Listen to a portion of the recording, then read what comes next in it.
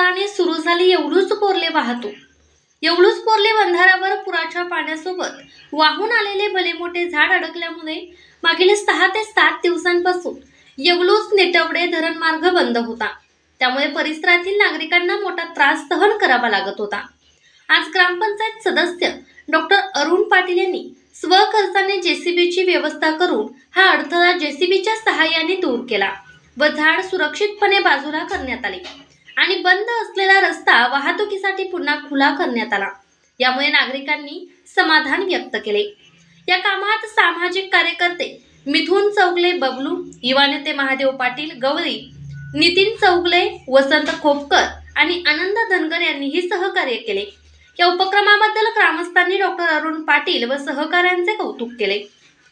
होणाई चॅनलला सबस्क्राईब जरूर करा।